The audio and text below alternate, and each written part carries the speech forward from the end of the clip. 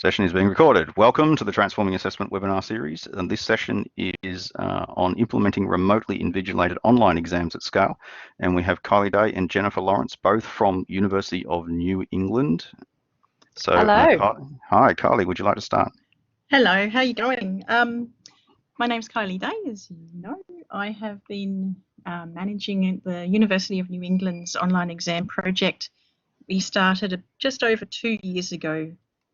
So we have learned a few lessons along the way, and we hope that we can share some of those lessons with you today, and that will help everyone deal with the current situation, which is, from what I've seen through the exams network and a few other areas, it's quite stressful for people at the moment.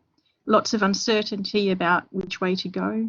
So hopefully some of this information might help inform you around that.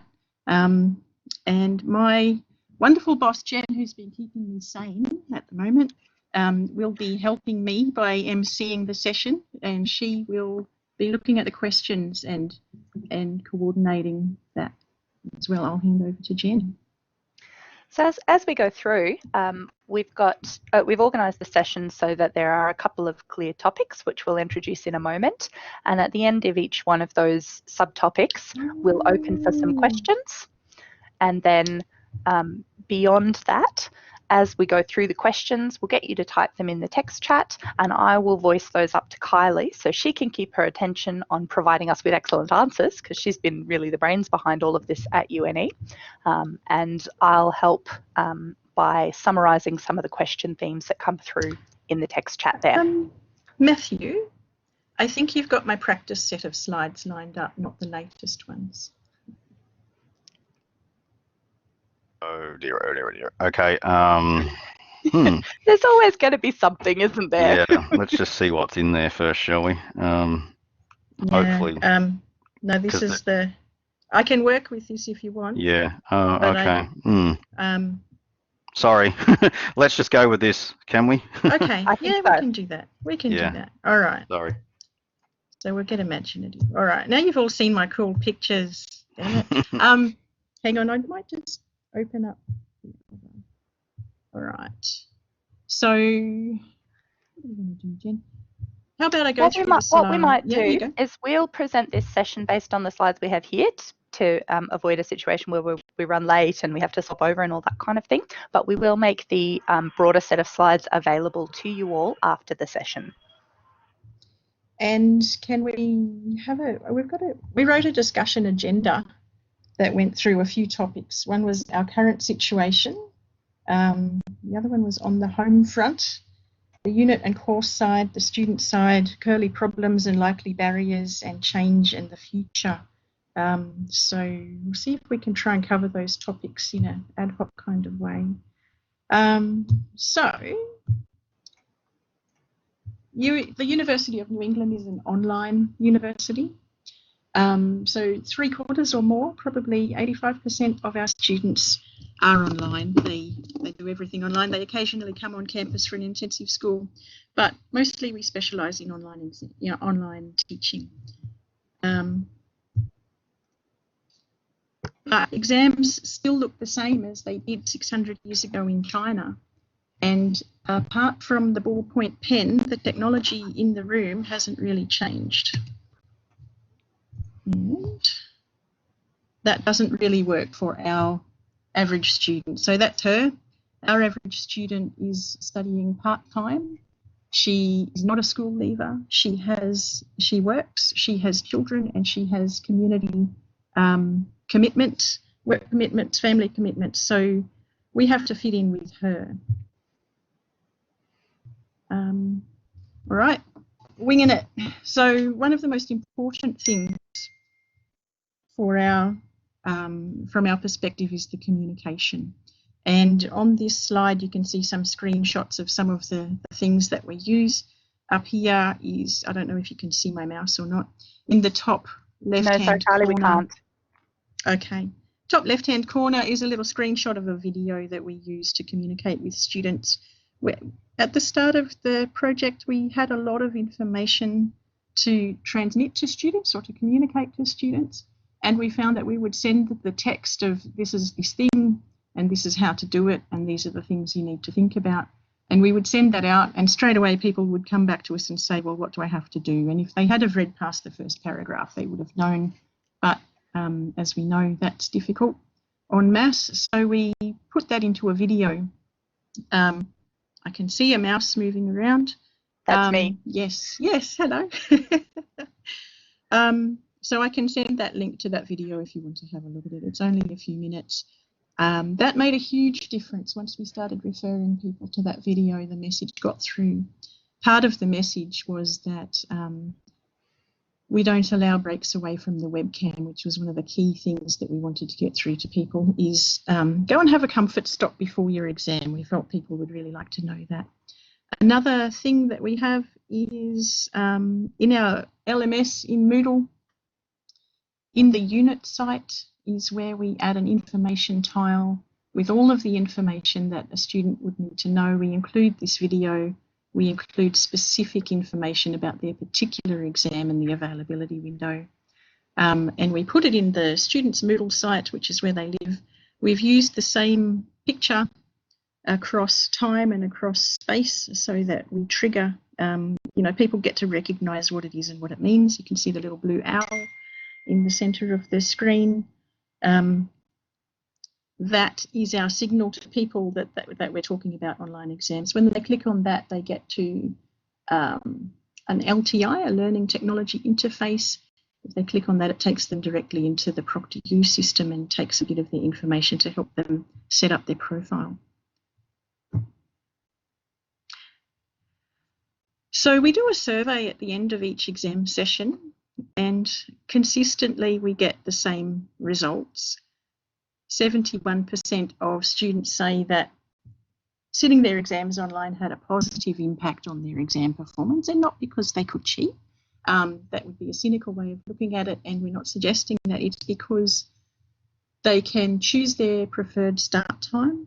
They can not handwrite for 2 hours, because what other high stakes activity are humans expected to handwrite for 2 hours for other than an exam? And for those of you in the audience who work in exams areas, you would have seen halls full of people shaking their sore wrists within half an hour of the exam starting. And 92% of people who have a go at online exams say that they would opt in again or recommend it to others. So it's clear that it's a good experience for most people. Kylie, just a question. We've got some questions from people about the survey questions. Yeah. So we start off with, did you sit your exam online or not? Because we have an opt-in, or had an opt-in thing going until COVID. So students could choose whether they sat their exam online or went with the paper-based option. So we surveyed everyone and said, did you sit your exam online or not? And then with the people who sat their exam online, we asked them questions about their experience, why they chose to sit their exam online, whether or not they had technical issues, what sort of technical issues, what impact those issues had on their exam. So we're very interested in that kind of aspect. And we also asked them if they thought that it hadn't, sitting the exam online in general had any impact on their exam performance. For the people who said no to where they indicated that they chose not to sit their exam online, we then asked them why they made that decision, so that we can understand the objections to online exams, the perceived benefits, and work more with our student body on those. So you can see here that consistently we get 4 out of 5 stars from students for usability and overall experience, and the reasons that they provide. The top 4 reasons are that they can type rather than writing, they can choose their preferred start time, so that's really important for our students who need to fit their exam in around work, childcare, caring responsibilities and community responsibilities. There's a lot of benefit for students from being in their own space. There is some research that suggests that your recall of content is better in the space that you learnt it in. And as we know, a lot of students have some anxiety about exams. Just being in a room with 300 other terrified people has its own vibe. And the bottom one, that the students don't have to spend any time travelling. So we have an extensive network of face-to-face exam centres for all of our off-campus students or online students. We run about 350 to 400 exam venues worldwide, and we ask our students to travel to those venues. Some of them have to travel 100 kilometres or more. So for them, not having to travel to an exam centre is a big plus. For the special needs equity students, they are highly overrepresented in the cohort of students that sit their exams online because it reduces the issues that they find when sitting exams. It makes it much more accessible. So for those of you who, sorry, Jen, you go.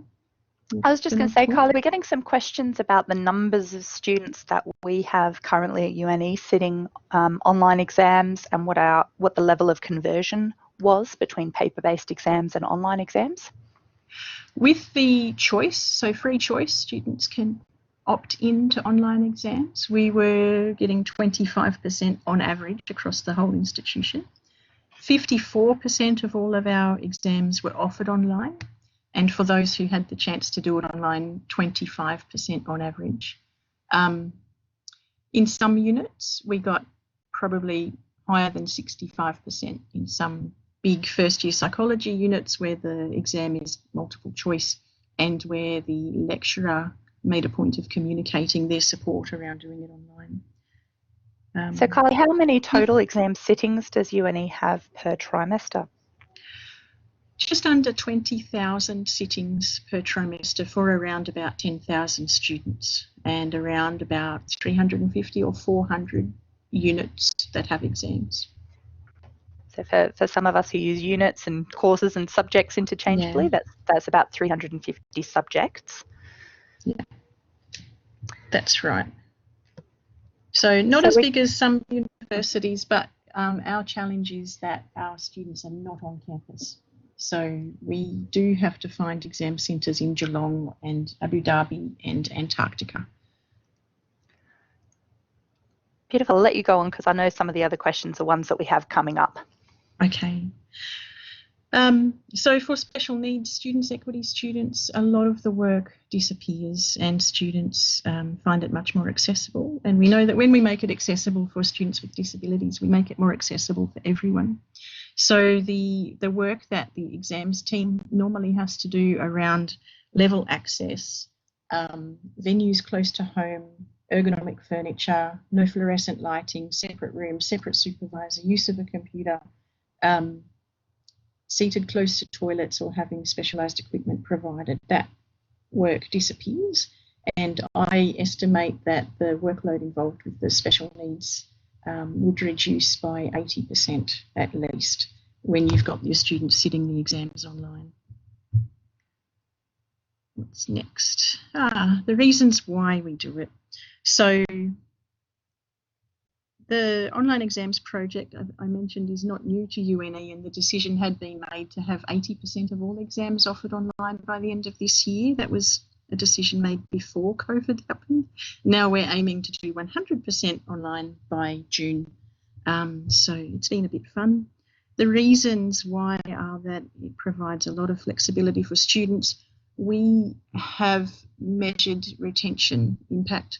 So a student who cannot attend an exam because they have a work commitment or a medical appointment can apply for a deferred exam at the moment under the paper-based system. We know, we've measured that those students, almost half of those students do not then attend that deferred exam 3 or 4 months down the track, and that they're no longer engaged with that unit at least. With the online exam system, we can very, very easily, with the unit coordinator's discretion, we can say to that student, how about tomorrow? And for a student who is willing and able to sit their exam online, just not today, we can reschedule that for tomorrow. I've mentioned accessibility. The marking workload is much reduced because lecturers are not marking handwriting, and they can get the materials immediately. We have a lot more options with authentic assessment, and that's close to Matthew's heart, I know. So we can allow students access to online resources. We can allow law students to access the OSLI database repository of Australian legislation, just like a real lawyer would. We can allow computer science students to type their code using a keyboard instead of using a pen. And the list goes on. But the most important one is identity management, which is the only reason you'd really have an exam or should have an exam. And with our ProctorU system, there are 2 biometrics that are used to identify a student. Institutional resilience, as we can see, that COVID doesn't necessarily shut down our exam period because we can use the online exams platform and exams whenever it makes sense. So this, having the ability to hold exams online means that we don't need an exam period anymore necessarily. The logistics behind a paper-based exam period involve booking multiple halls and rostering supervisors to attend and getting students to turn up at the right time. With online Kylie, exams, we have a question about the biometrics used for identity management. Yes. So we have a face recognition biometric, which checks that the person who created the profile, and at which point a photo of that person was taken, at next login to sit an exam, the biometric checks that that person looks like the photo on the student's profile. The other biometric is a typing style and speed. It is not a key logger throughout the whole exam. It is measured at a discrete point in time before entry to the exam, and where the student types a statement about their responsibilities in academic integrity. And it measures their typing style and speed at that point in time. 1 in 10,000 people have a similar typing style and speed. If both of those biometrics match, the student has proved their identity. They also need to show a official photo ID before they can get into the exam. Kylie, I might question, we've got a lot of questions coming through about particularly academic integrity. Sure. Do we want to talk about that now or wait a bit? Yeah. Because I know you have that on your list. We can do that. We can do that. People think that paper exams are perfect and they're not. And while ever we allow students to go to the bathroom during their exam, and while ever we don't do strip searches and have metal detectors and CCTV cameras in the room, cheating will happen. Cheating's always happened. Cheating will continue to happen. In China, where exams were invented, the penalty for cheating was death, and people still cheated. So I don't think the answer to cheating is being really hard in the room. In saying that, I think that the system that we have in place with ProctorU is better than probably a lot of our external exam centres. And even on campus, I've been in exam halls where I've watched students put their hand up and wait, and they've waited and waited and waited. And it's very clear that the supervisors take a little while to notice that someone's got their hand up. Now, if the supervisors take a while to notice something as obvious as someone with their hand up, then they're not necessarily going to notice something a bit more subtle. So, firstly, paper exams are not necessarily cheat-free. With ProctorU, the identity management is superior to anything we could offer in a paper-based exam. The student has to load a browser extension that allows ProctorU to the supervisor to watch what's happening on the screen through the software screen sharing type technology. It's like TeamViewer that your IT people would use if you rang up for assistance. The software turns off blacklisted functions on the student's computer, so they can't print, they can't copy and paste, they can't do most of the function keys on their computer, and if they do, it's actually logged that they attempted to do that. And so we've got some questions coming up, Kylie, around, for instances, people who use VPNs or live streaming their exam to their phone, all of those kinds of questions. Do you want to give us a run through of the ways that we manage that? Yeah, so you can't use a virtual machine and you can't use Linux. ProctorU won't support exams on those type of computer systems. You can't do an exam on a mobile device, because ProctorU don't feel like they can control the environment in that case. So the artificial intelligence and the software that is run when a student accesses an exam this way actually checks a lot of the system settings It knows whether you have 2 screens, 2 keyboards, 2 mice, and it will prevent that from occurring. It will actively not allow a student to start their exam with any additional hardware attached. It will turn off other software packages, so it will log that as it occurs. It will automatically turn off anything on a list of blacklisted software. What about things that aren't attached to the computer that they're doing their exam from, like phones in the room that you can use to take photos of the screen, that kind of thing? Okay, so the supervisor requests that the student show them where their phone is before the exam starts, and then put it out of reach. In the same way, you probably could set up a camera in the room, but in the same way that you could do something like that in a paper exam. You would have to try really, really hard to do that. I have chatted to an essay mill that advertised on Facebook to our students that they would help them cheat in their online exams, and so I made contact and I asked them how much and how it all worked, because I didn't want to get caught. And they told me that they use a very clumsy WhatsApp system. They need to have another person in the room. ProctorU use artificial intelligence that assists the supervisor. It will alert the supervisor to even really subtle things like a lighting change in the room, which could indicate that a person is in the room and has moved past a light source. It monitors the sound in the room.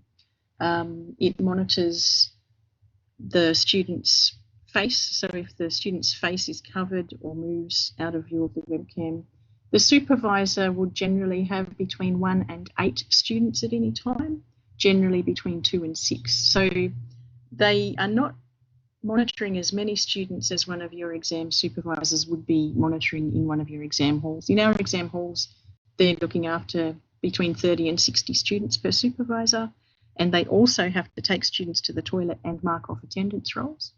And they haven't done 3 months training, and they're not certified to any extent, whereas ProctorU supervisors have extensive training. They are managed by managers in the room, and it's their career path, and their focus is entirely on those 2 to 6 students that they're working with. Hopefully so I've got some questions coming through about, have we tested this? Yeah.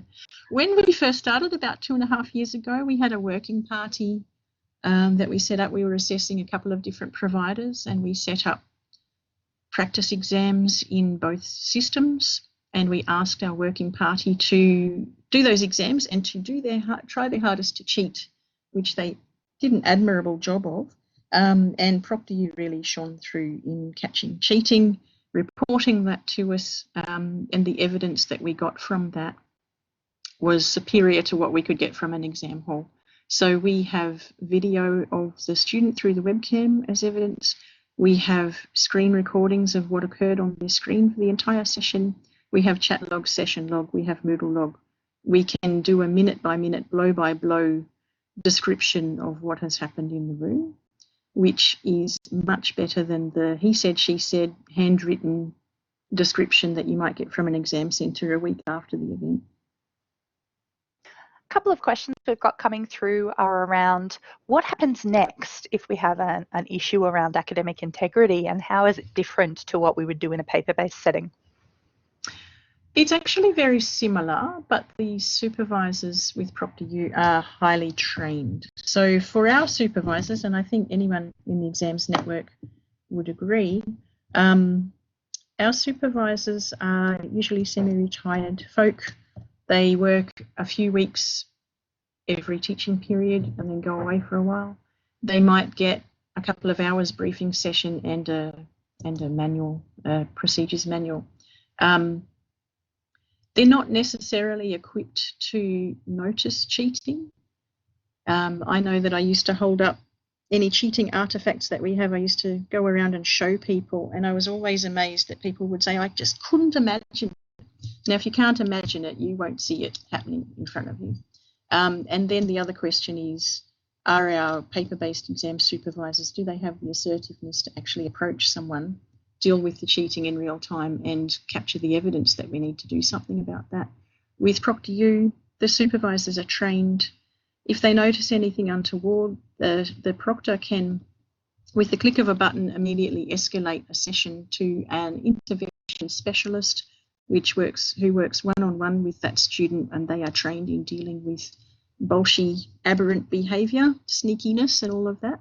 And they are trained in getting the evidence that we would need. At that point, the proctor notify us as an institution, and then we do what we decide to do with that information. We feed that into our normal academic integrity process of investigation. I'm getting a few questions from people in the chat around costs. I might hold those over, as well as the specific costs, the specific questions around how ProctorU might be different to other online exam invigilation services, because we don't have a lot of direct experience with the others. Sure. I am, however, getting some questions for you, Kylie, around how we handle asynchronous start times and the availability window.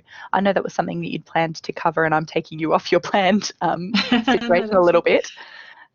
Do you want to talk about how availability windows are worked and how we manage that in the context of academic integrity as well?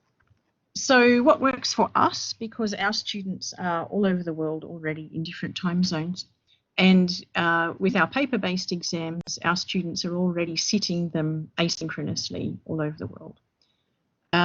With online exams, we have, through experience, we've worked out that for us best practice is at least a 24-hour availability window. The duration is still the same, but a student can choose their preferred start time within that window. That means they can have some agency in managing their own commitments. We're not talking to students about, you know, why they can't come at 9:15 a.m, because if they can't come then they just book later. The exam design is key. So unit coordinators need to be aware that their exam will not necessarily be synchronous in nature, and they write it accordingly. Now that could mean randomised question pools, and you don't need many in your pool. You could have 5 question ones all on the same topic and the same degree of difficulty, but when you and I log into our exams, I get a different question one to you. So even if we talk about it between times, it's not going to help, not going to allow us to collaborate on that. Other design options are just using Bloom's taxonomy and designing questions where it's not just regurgitation. It's not something that can easily be passed on and remembered by other students. That if the exam asks students to demonstrate their deep understanding, knowing the question beforehand won't help if they don't have deep understanding. And our law school were very keen on measuring that when we first started using it, and they measured, you know, the people who were on a trend to fail, they still failed after an online exam. The people who were on a trend to pass, you know, there were no stark differences in failing students suddenly getting a high distinction because they sat their exam online. Quick question, Kylie, around the types of questions. You've touched on this, but I think there's a number of questions in the chat about it. In terms of multiple choice or short answer, those kinds of things. I know you've got some things to say around lengthy answer questions and questions that involve special characters or mathematical notation. Yeah, I'm just trying to think of what's in these slides. So for those of you who've entered late, we had a bit of a slides upset. Yeah. So the questions come from your LMS. The exam lives in your learning management system, uses your quiz tool, and then ProctorU can supervise whatever LMS you use or whatever software you are using to provide the exam questions. The online supervision is a layer over the top of that. So it depends on what your learning management system can do. Our learning management system, Moodle, can do multiple choice, short answer, fill in a diagram, drag and drop, essay type. Its limitations are in STEM responses. So if a student needs to show their maths workings, or they need to draw an organic chemistry, diagram of a reaction, if they need to create a really complex graph, or if they need to write Chinese calligraphy characters. If you can't easily do it on a keyboard, then you can't easily do it in an online exam using your LMS, except that we can allow students to access other software during their exam. So we cater for basic diagrams at the moment by allowing a student to open a blank Word or PowerPoint or Paint document, whatever the lecturer wants to use or suggests would be useful. They can open a blank one, remembering they're being supervised. They can create their response in there and attach it to the Moodle quiz question, and the mark can easily see that in marking. We're also looking at Mobius. Yep. We've got some follow-up questions related to that area, Kylie, around can you structure questions that have embedded videos or images or even audio? Yes, you can. Whatever your LMS can do, you can provide that as part of your exam. And the online exams platform that we have with Proctor.U is simply a layer of supervision over the top of whatever technology you're using. So one of our psychology school would dearly love to start using videos of clients and their behaviours and have students comment on those behaviours instead of reading a text version of that. So they're really keen to start using that as soon as possible. All right, some follow-up questions around randomised question pools and best practice. I'm afraid that's not my area of expertise, not in depth, except to say that our education support officers tell us that you create question pools, not quizzes. You don't need many questions to disrupt collaborative behaviour, especially if you've got, say you've got 10 questions in an exam and you've got 5 question 1s and 5 question 2s and so on. The number of variations on what your exam might look like is quite huge in that case, and all you need to do is disrupt the 5% or so of students that might try to do something naughty. And a follow-up question that's a little unrelated. What happens for students who have face veils and headscarves? They have to identify themselves with their face. Yeah.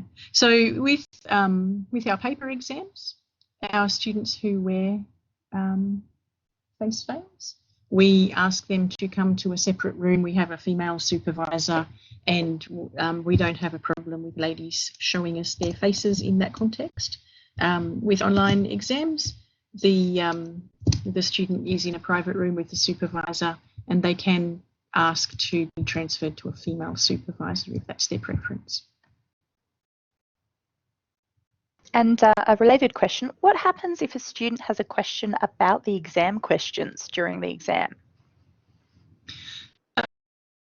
We have stopped taking those questions during paper exams anyway. I know most universities through the exams network in Australia have also stopped doing that.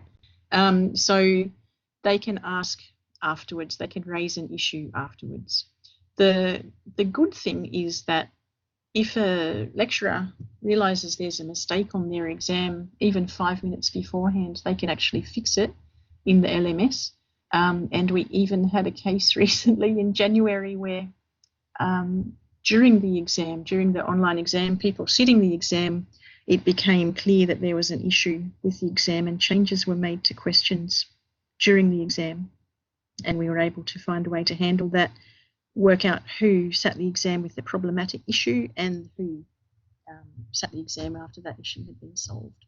So you can be quite responsive. It's not like a piece of paper that needs to be finalised 6 weeks beforehand that is unchangeable.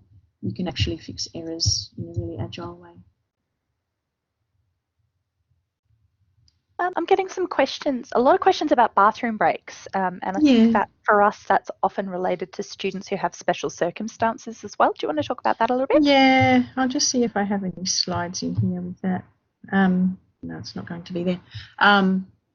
So we say no bathroom breaks as a default.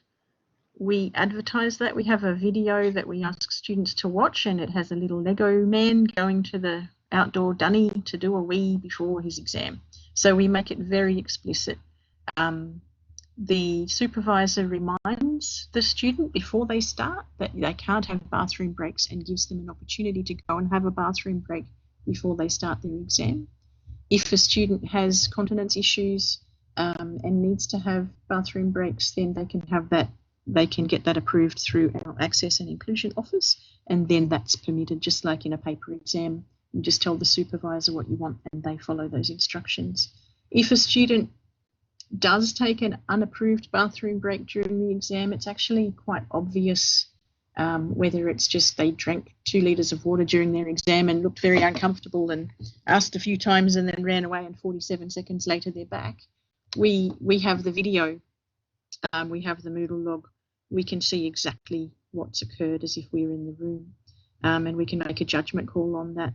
It's different where a student might be a little bit insolent and just decides to get up and walk away, and 10 minutes later they come back and madly type an answer to a question that they were struggling with beforehand. That's also quite clear. Proctor, notify where a student has an unapproved breakaway from the webcam, and we treat that as a misconduct issue. First time is a warning, second time is a penalty. Okay, so we've got some questions here around what happens when something goes wrong. And I think people in the chat have rightly identified that that's a common question around teaching online and exams online, or anything to do with computers and teaching. Yeah. But I want to talk about it specifically within the context of remote invigilated online exams, because it's often a really high anxiety point in a student's learning pathway. Yeah. So firstly, I haven't really talked about our Try It Out exam, which is one of our key things that we think everyone should do. And that is a supervised exam. It only goes for half an hour. It has questions like compare and contrast microwave popcorn with traditional popcorn, or graph the correlation between the number of assignments you have and your caffeine intake. So it's quite light-hearted. No one marks it, but it is supervised. So a student has to work out how to book their exam, how to connect with a supervisor, and then sit an exam. And that is a real-world way of testing for technical issues. And we ask them to do that well before their real exam. So we're separating out the technology anxiety from the exam anxiety. That's an intentional separation. And we are giving students an opportunity to find out if they will have issues and resolve them in a low stakes way, well prior to their real exam. So we feel like we weed out lots of issues beforehand. If issues happen on the day, ProctorU has excellent technical support. They will work with our students for as long as it takes. If that occurs during an exam and a student loses time during their exam, ProctorU advocates will call us. We're like third-tier support. They will call us and tell us what's happening, and we have the discretion then to decide what to do and what to advise the student via that advocate. And mostly what we do is, when ProctorU confirm the student just lost 10 minutes due to a technical issue and now they're back in, we can go directly into the Moodle quiz and give that person a duration override and add another 10 minutes to their exam time while they're still in the exam. We provide 24/7 on-call support during our exam, because with our project it has been quite controversial to get it off the ground. We didn't want it to have any bad news. So we provide that support overnight as well, so students don't feel like they're just left alone in the internet with issues and no one to help them. We have staff that will wake up at 4 a.m. and do that should ProctorU call us. I'm going to take a step back now because I can see some common themes in the questions. Kylie, there's a common theme here about what happens for students with exceptions, and I know you've done some testing around handling cases of students who can't access online exams for whatever reason, and we have some good strategies around how to handle those kinds of situations. Yeah, so until now we've had, just sit the paper exam because we've offered both modes. UNE has decided that no paper exams will happen in June, that everything will be held online. So we've had to think about what are we going to do for people who just can't access it. one of our learning designers has come up with an assessment where the student writes an exam. So instead of sitting an exam, they write an exam. They have to explain why they chose the wording in the question. They have to write sample answers, explain why that's a good sample answer, and then write a bit of a marking guide, you know, to describe the difference between a fail answer and a pass answer. We used that with our School of Health, who had a lot of midterm exams where we did have a paper option. And when we had, you know, students, when they were first told they had to sit their exams online, and they said, well, that's a bit weird, I don't want to do that. What are you going to do for me instead? When they found out about the other assessment, they said, well, actually, I might sit my exam online. Not that it's terribly difficult to do the other assessment, but yeah, it became suddenly a lot easier to just work through any issues that they might have had, like finding a quiet space at home or getting hold of a webcam.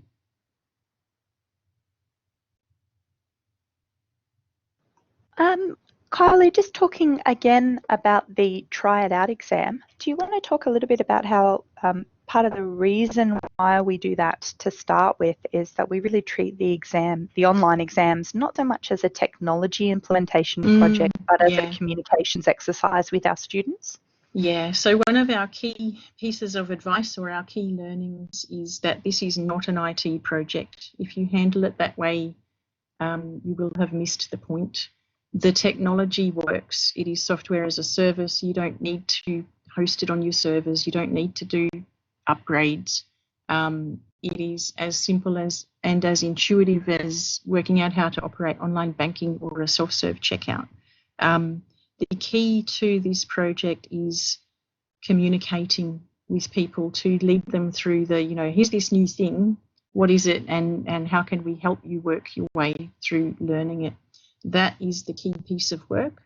And if you're considering holding exams online soon, you need to definitely make a start in communicating with your students about what that all means, how they can assess for themselves whether that will work for them, and have an opportunity to work out any issues beforehand. Some of the trials that I've seen and heard about with online exams, the ones that haven't had a good time have been decentralised. We would recommend that the team be centralised. They did not provide a try it out exam beforehand. They just said, hey, now your exam's online on the day, go in here and do that. And so they had a world of pain with students finding out that they had technical issues or did not know what button to push when their exam should have started 10 minutes ago. So what the real piece of work is in communicating with people, giving them a chance to practice it, and then working with them to resolve any issues before the exams ever get there. Just clarifying with the try it out exam, Kylie, does the try it out exam include live proctoring? Absolutely. And a follow-up question, which layer of the ProctorU service do we use? We use Live Plus, which is a live person for the whole time, plus artificial intelligence assisting that supervisor. And our try it out exam absolutely has live proctoring. That's the whole intent of it, that we want a student to test out whether their computer and internet connection that they will use for their real exam, whether it will sustain that real exam. The only way you can really test that is by having a go. So we provide a low stakes, or no stakes opportunity to do that. And also they need to work out what it looks like, what it feels like, what do they need to do to their own workspace at home? Do they need to take down all their sticky notes? Do they need to wipe all that stuff that they've got on their whiteboard on the wall off? Finding that out just before you start your exam, that you have to reconfigure your whole workspace is not fun for students. So going through that experience beforehand is important. Knowing that they need to have official photo ID, knowing that someone will be recording them. Sometimes people don't get that memo and they're a bit surprised when they realise that they're actually being watched by a person during an online exam. So separating all of that learning and fuss and anxiety from the real exam so that it does not impact on that person's performance.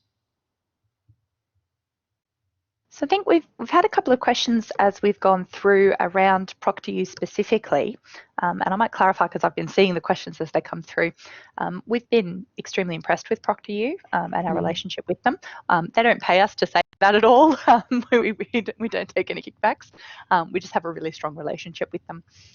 A couple of people have raised, Kylie, that they've approached ProctorU and have been told that there may be issues supplying the proctoring service at scale.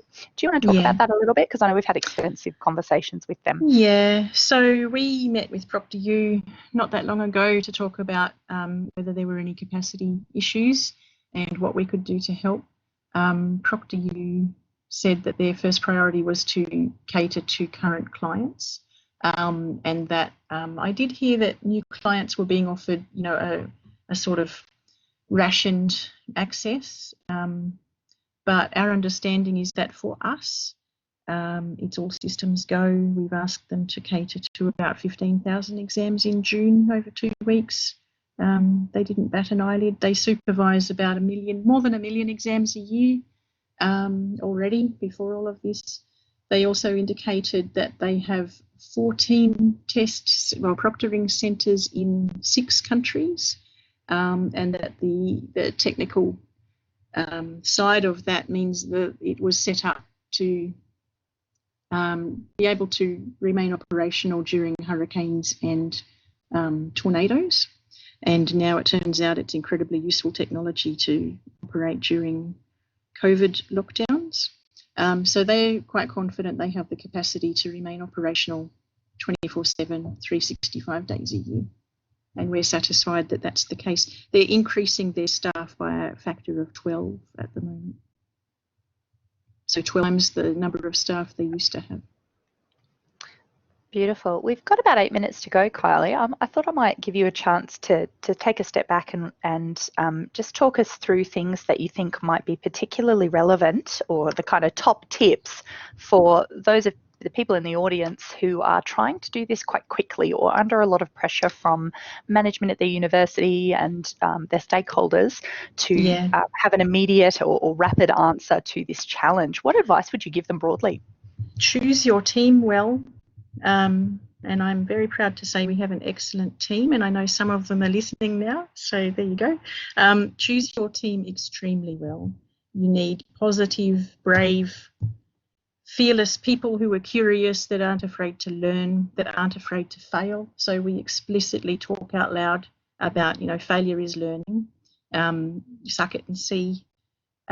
This is it's not just a different process. It's not just another piece of technology to put into your LMS ecosystem. It's actually a second order change. It's a transformational change. And it sounds trite to say online exams changes everything. And I say that a lot because it's actually true. It changes the skill set that your staff will need. It changes,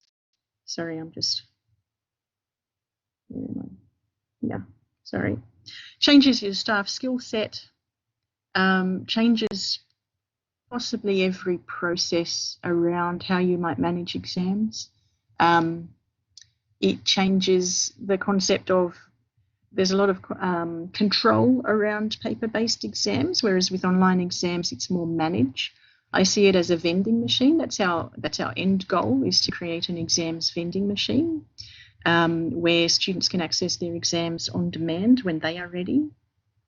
And we have one of our academics who I think is listening now, who has pioneered that for us and recently won an Ascolite Innovation Prize, because he is offering his exam on demand online. So students move through all of the other assessments and they have to pass. When they're ready, the online exam becomes available to them. And then they sit that. They get feedback. They can sit it again with a different set of questions if they need to. So the exam is used for learning. And they can sit it when they are ready. So some of our students have completed the whole unit, you know, less than halfway through the teaching period. So that is what this platform can do. Once you lose the shackles of the logistics of you need halls and desks and chairs and stuff, it's actually quite transformational what you can do with your exams in that way. Don't underestimate it. Don't get stuck in a compliance culture. Don't think that you can't change your own policy to suit what you're trying to do. Make sure you include exams expertise, put them in a learning, teaching and learning environment,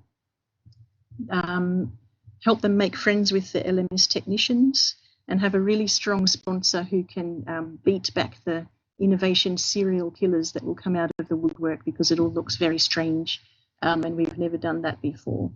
So that's my advice. Kylie, do you want to expand a little bit on how we've changed the logistics to do with exams? So you mentioned Brent Gregory's wonderful approach, exams for learning instead of exams of learning. And I've got some follow-up questions coming through in the chat text around how this changes things. The logistics, so you don't need an exam period anymore, which is a really interesting thing to think about. You can hold exams when you want them. Jen, do you want to clarify what you mean by the logistics? I'm just talking about the opening of the availability window to weeks and months instead of days. Yeah. So if the exam is designed in the context that not everyone's going to sit it at the same time, if your lecturers are comfortable with that because they've used randomised question pools or whatever other design solution that they've got in mind, then they can leave the exam availability window open for as long as makes sense. Some of ours are open for 2 weeks now. So the duration is still, say, 2 hours and 15 minutes, but the student can choose to sit it at their preferred time within that window. And I did have a little picture that will hopefully be in the slides that we supply afterwards, where the availability window of the quiz is at least 4 hours longer than the first and last appointment scenario with ProctorU. So in what window can students book an appointment to sit their exam? So that's at least 4 hours smaller than the quiz is available. And then the duration is a much smaller little unit within that. And that is so a student who books for the very last appointment and has technical issues, so they have a slow startup, and they also have additional time because they're a special needs student. That's so that there is plenty of time for them to finish their exam before the quiz auto-submits, because in our LMS at least, when the availability window for the quiz comes to an end, even if a student's only been in that quiz for 10 minutes, the quiz will auto-submit on them. It also puts less pressure on the support team. So when we get a call from ProctorU to say, there's this issue, how do you want to respond? We have a very close eye on when that availability window finishes, because we know when it does finish, we then need to go and talk to the lecturer about how do you want to do that? Do you want us to open that window up for the student? Do you want them to sit it again tomorrow? Do you want to defer that exam for another month? So the responses become a little bit more complicated after the availability window finishes. So the longer that is, the better. I've got a couple of questions coming through here, really detailed about availability windows. Do you want me to answer those for a sec, Kylie, and give you a breather for a minute? Sure, yep. So some people have asked questions around, are we still using DataB for exams timetabling? Do we still need to worry about an exams timetable if every exam has 24-hour availability windows? How does the mechanics of all that work? We do still have an exam period. So our exam period is 2 weeks at the end of each of our trimesters. And within that, we still manage clashes for students. So, for example, if a student has a first-year chemistry exam, we want that on one day, and we want their biology exam on a different day to give them a bit of time between them, just as we would normally with paper-based exams. And we manage clashes for them using exam timetabling software. A lot of people have asked about DataB, and that's the one that we use. We've recently converted, and now we're glad we have. I can refer back to Kylie if people have specific questions about how we set that up in DataB. But I think the long story short there is that the timetabling is still important. It just changes things a little bit. So we still try to make sure that we have large subjects on different days to manage the capacity of concurrent users in our learning management system. Those kinds of things become relevant. Do you want to add something, Kylie? Yeah, so DataB is our exam management system. So who's doing what exam and when and where normally, but now it's online. And I just saw a question pop up. ProctorU is the online proctoring service that we use on our exams that are in Moodle. So we still do a timetable, a normal timetable, with exams that are listed as 2 hours or 15 minutes. But we start the window, the availability window, at the date and time that it is scheduled in the timetable.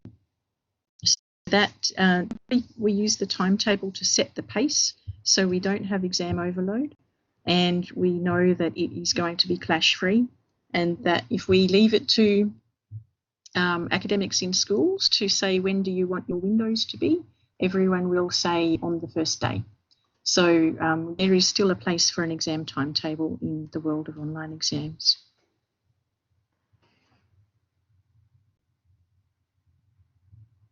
Oops, awesome.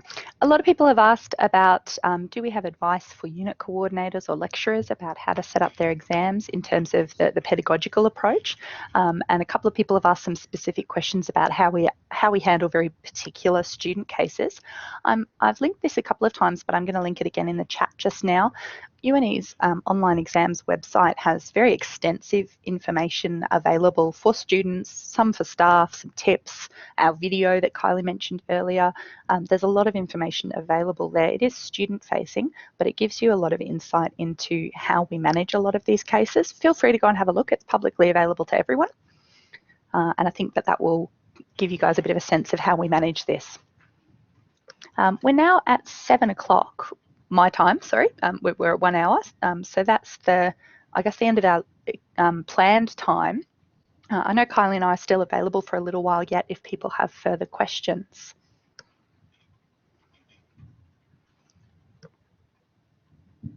Kylie, are there other things that you wanted to cover that you feel you haven't just yet? We'll just have a quick scan. I think we had a couple of upsets in this in terms of we had different slides planned that ended up being available, and I think we ended up focusing a lot on the Q&A part. We will make the recording of this available to everyone who was in the session and people who missed it live, as well as the slides that we had planned to use. They'll be available to people as well, along with the link, in case you missed it, to our UNE online exams website. I think that's about all. The only thing I haven't really covered is the whole flurry around trying to manage communication around such a huge change, that people sometimes get a bit excited by it and possibly not as informed as they should. And so be aware that that can happen, and do your very best to try and fill that vacuum as often as you can. I've got a couple of follow-up questions about how we manage supervision if there's an open window, and I just want to respond to that. Essentially, UNE sets the availability window and the duration of the exam, so students can pick a start time within that availability window, but their exam lasts for the same duration, and then ProctorU handles supervision for us. Yeah, so ProctorU resource the appointments, and then students book into appointments within that window. So there's always a supervisor for every exam. And do we manage automated marking or manual marking, or a mix? It's a mix. If it's a multiple choice question in your LMS, then it is automatically auto-marked. We don't do the AI marks the essay type question.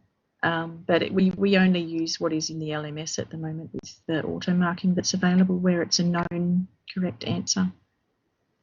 I've got a question from Aaron here about what have we seen as the turnaround time of an organisation deciding they would like to use this and then fully implementing their first exam? And I'm going to start the answer to that because I think that will rapidly change in a coronavirus context. I think that the burning platform presented by COVID-19 is so huge it will overwhelm any other possible change management precedents that we will see. We first started this journey in mid-2017, and before the COVID-19 outbreak, we had achieved about 60% of our subjects that had exams had them available online. and about 25% of students who had an online exam available to them chose to sit it in that format. But of course, now suddenly we've done, we were intending to get to about 80% by the end of this year, but we've essentially done the next 10 months of that transition project in about a week. Well, so I think that changes everything.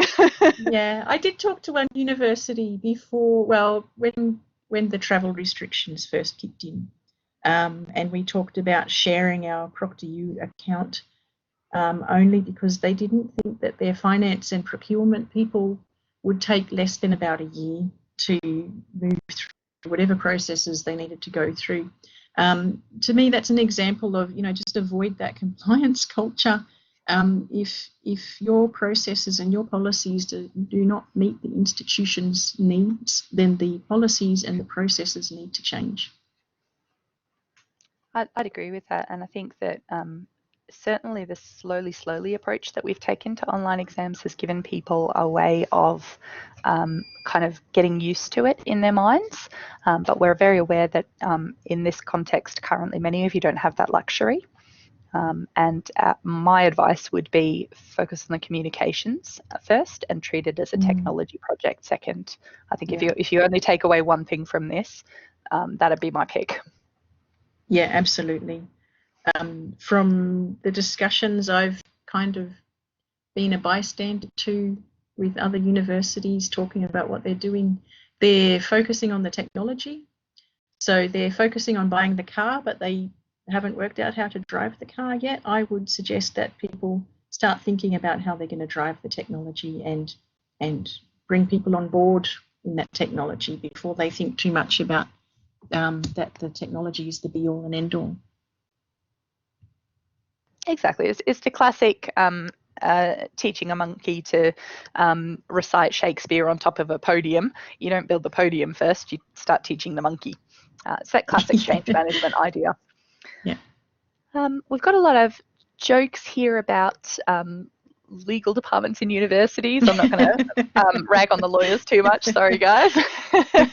And university bureaucracy. That's definitely been a challenge that we faced, but I suspect that, again, COVID-19 presents a burning platform that changes everything, and I suspect that you will all have a very different experience to what we've had. And for us, having a very, very strong sponsor in our Provost Chancellor Academic Innovation, Jonathan, who I know has is been listening. really important. Yeah, he has been our armoured personnel carrier in the early days when it was very controversial, and having that authority to get people to listen to the why was really important. I've just seen Jonathan wave. Hello. Hi, Jonathan. Just as our room is starting to empty a little, again, we're happy to stay for a little longer and answer some more questions. And I know that this is a real anxiety for a lot of people at various institutions who are scrambling to respond to this. I'll say two things. Firstly, don't feel like we've got it all figured out and we were already completely set for this. No. we were probably about halfway along this journey. And as I said earlier, we've had to do the second half of it really quickly. So we're in pretty much the same situation that everyone else is in that we've been pulling 12 to 14 hour days for quite a few weeks now in response to all of this. It's definitely something that we can relate to. We're just at a different stage in that journey. The other thing I'll say is if there are particular concerns that you guys have, one of the things that hasn't really come up in the questions yet, if there are particular concerns you have about how to pull this off in a context of COVID-19, now might be a good time to raise them, because that's a part of this that we can't relate to quite so much. And so I'd love to hear if you have particular questions on that front.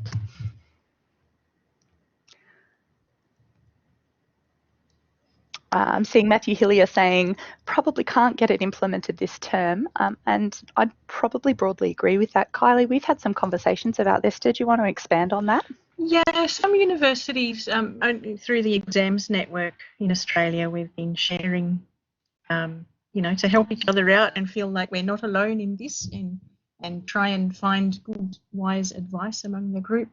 Some universities are converting a lot of their exams to other assessments, but they're left with a small group of exams that they need for accreditation purposes or other reasons. So they are going ahead with a small cohort of exams online, just reserved for those ones.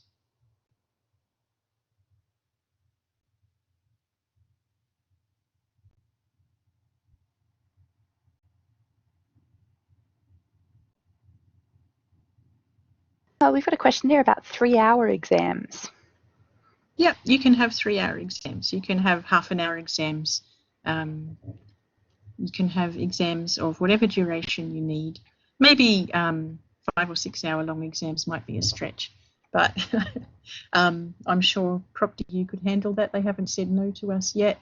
They're very, very open to whatever we need. So one of the things that I'm really enjoying the thought of is multiple shorter exams spread throughout the teaching period that can be supervised rather than one high stakes, high pressure exam right at the end. Beautiful. And do we have any advice for lab exams or practical exams? ProctorU tell me that they have and do supervise food handling practical exams, that they supervise exercise tests. So people who are being certified to be a sports trainer need to prove that they have certain fitness levels, and so ProctorU supervise people on exercise machines. So I would suggest that you might want to chat to them and see what they can do. And I'm getting a couple of questions here around, I might actually refer back to some previous questions around cost and the dollars equation. Do you want me to speak to that, Kylie? If you like, I do know that it is volume based and not everyone's fee schedule is the same. I am aware of that. We also pay for the try it out exam. So that adds to our cost. To clarify, there are no direct costs for the exams to students. We absorb that as a university. That's correct. And it's per user. So it's not a subscription so much as you agree that this is what you will pay per person who sits an exam.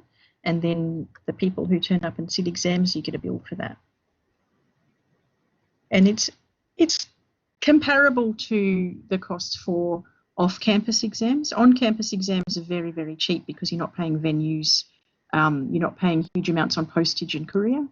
But for off-campus exams, for us, where we're holding exams in Antarctica and in Paris, London, Tokyo, in Geelong, you name it. So to clarify, for us, that's for those of you who aren't familiar with UNE, we have students predominantly in Australia, but we do have students pretty much everywhere in the world as well. And we have over 400 exam centres worldwide in which we have varying numbers of students. So that was our paper-based world, and that's what we're comparing this to. Yeah, so for us, it's an equivalent cost.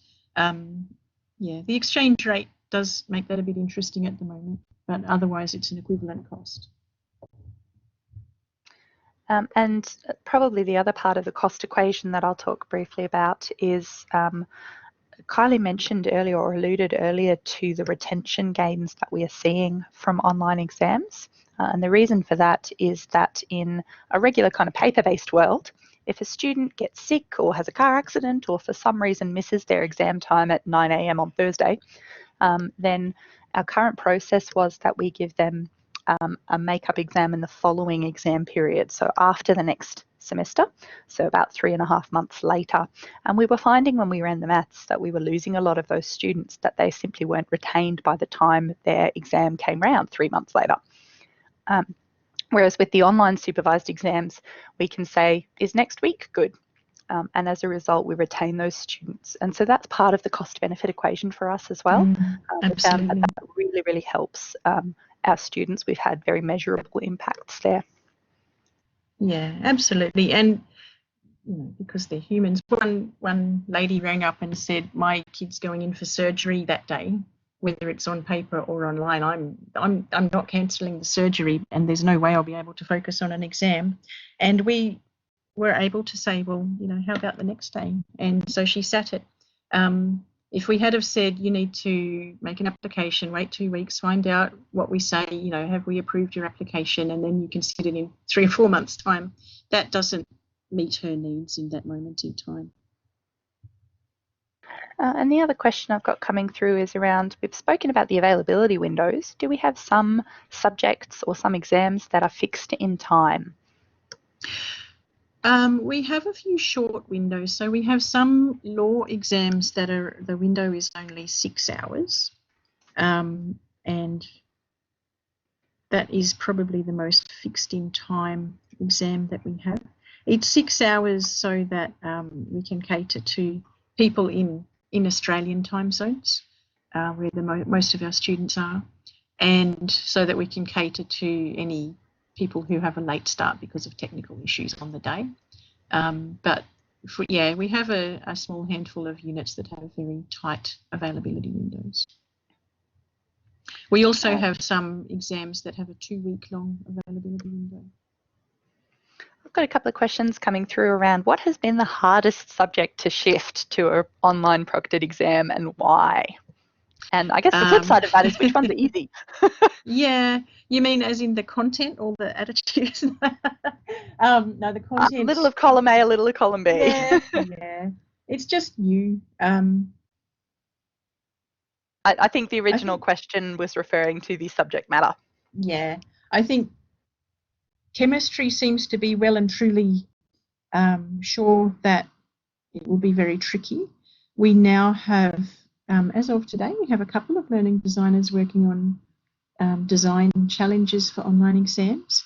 And reading my emails today, it looks like we're getting progress on that. I think Chinese writing might be the most interesting one. So not just typing in Chinese characters, but actually drawing the calligraphy of a Chinese character at speed. We have done an interesting experiment where, for chemistry, students received a PDF which they had to print out, and it was a formatted blank answer sheet.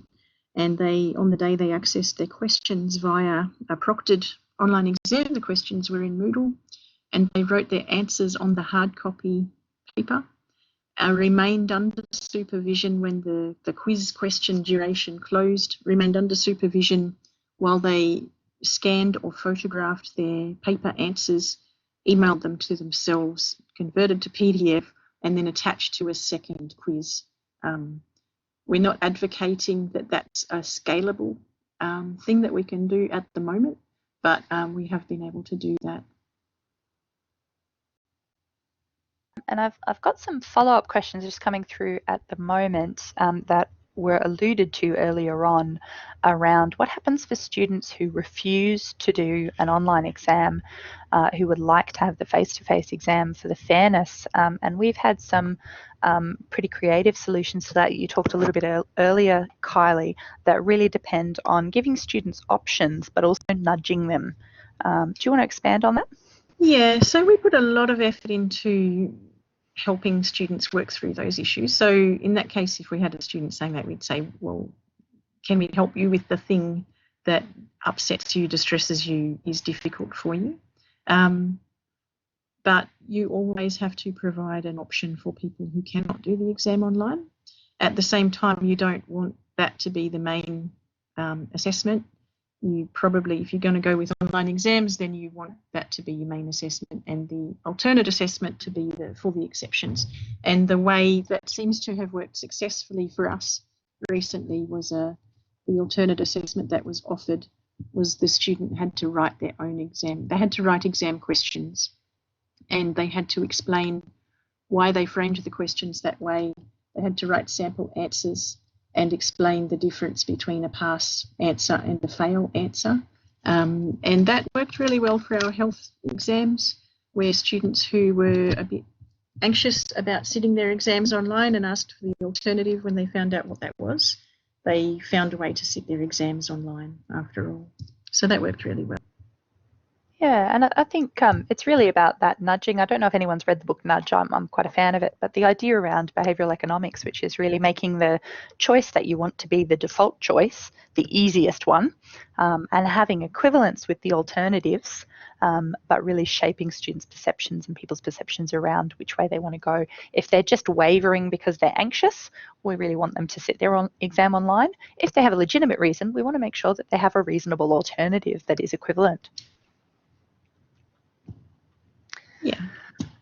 I've got a question from earlier around What kind of work has actually extended our days? Do you want to talk a little bit, Kylie, about how we've managed the rapid conversion? I recognise that it'll be very different to what other people are experiencing at the moment. As in the post-COVID world? Yeah, do you want to talk through a little bit the sort of stages of that over the last couple of weeks for us? Yeah, key for us has been the early decision that we're not holding paper exams, which has been a godsend.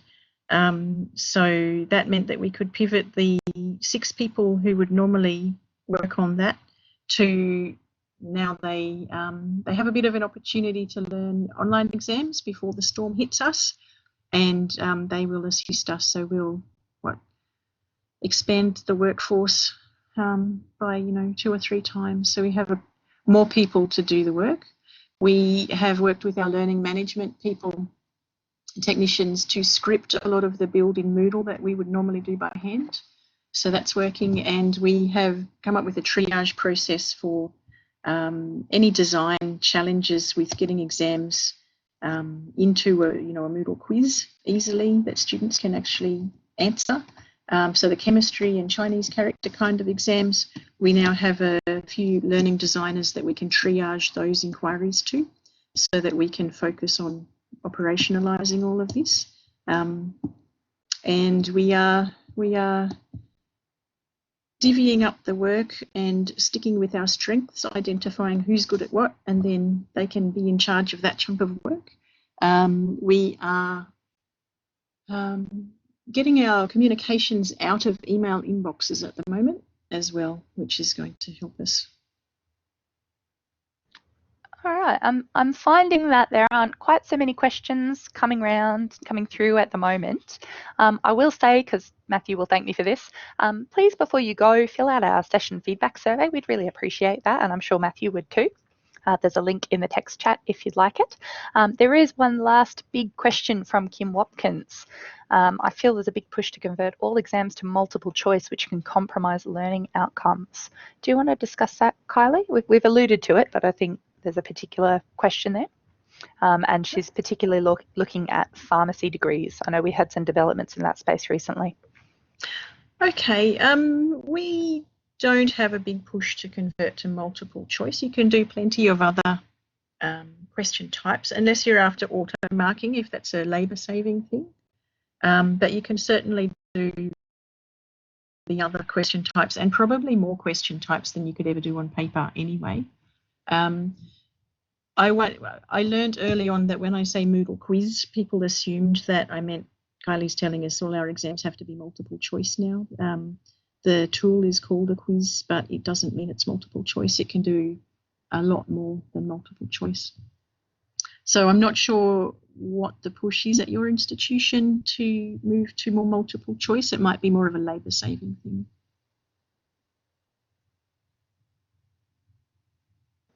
Brilliant. I think we're getting there. Sorry, I'm just catching up on chat, Kylie. Yeah, you're right. Particularly in terms of pharmacy degrees, I know for us they were one of our late subjects to come on board, and they've just come on board in a rush. Yeah. Do you want to talk a little bit, Kylie, about the barriers that were in place previously for pharmacy and what's changed now for them?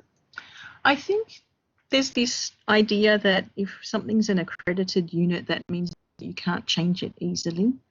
All of the information that I've seen around accreditation requirements, they're not prescriptive. They just say really basic things like, for these assessments in these units, you need to make sure that the student is the person, and that they need to be supervised. So you need to be able to provide an assurance that that is the work of the student who is enrolled. It doesn't prescribe how you do that.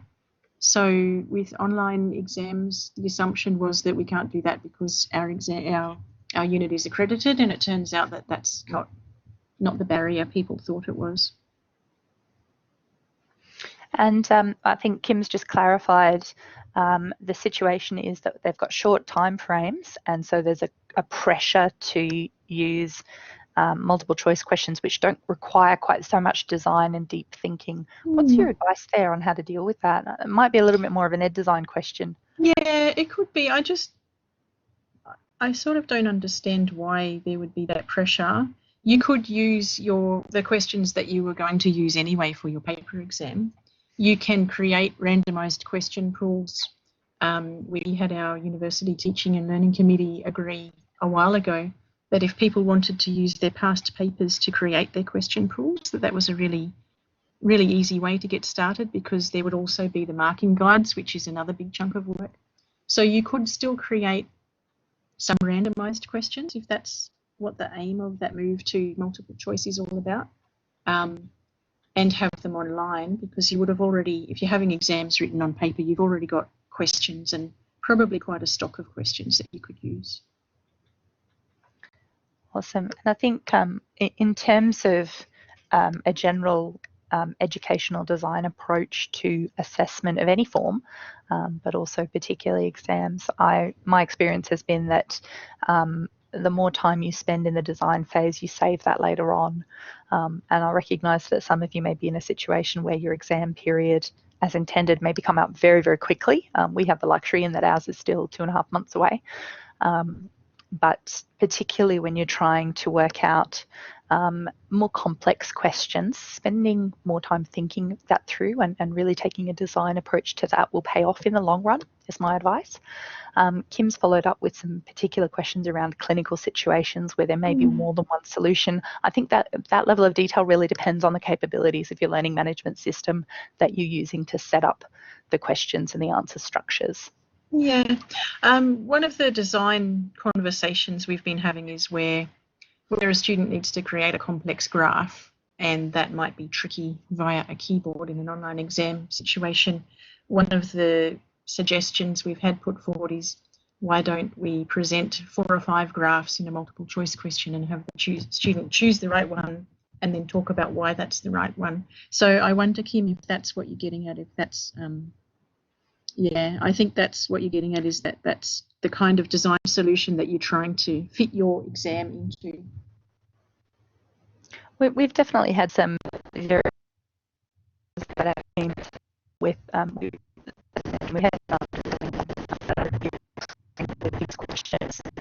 Perhaps as we're about half an hour over time, start cutting there. That Cantrix website at Facebook and available publicly. There's a lot of FAQs and a lot of information how link it again in the text chat. Available here. We were asked by Matthew to answer this session. It's going to be available. We're hopefully. And I can't hear you, Jen, you're breaking up. Yeah, I'm losing connection. All right, well, Matthew, shall we leave that there? Yes, please. Thank you, everyone. It's been a really good discussion. Thanks, Jen. Thanks, Matthew. No worries. Sorry, I just got my audio back. I think the connection was breaking down there a little bit. Yeah. But thank you, everybody. We've gone through an hour and a half. It's been a fantastic session. A huge amount of sharing going on there, both ways. This will happen on. I will put the recordings on the Transforming Assessment website. We will include the text chat. So you may want to review some of the questions, folks. Just see what people were asking and what kind of answers came back. So thank you very much, Kylie and Jennifer. It's been fantastic, above and beyond the call of duty, and I think the whole community is really appreciative. So thank you very much. You're welcome. Thank you. All right. Okay, I'm just going to stop recording here.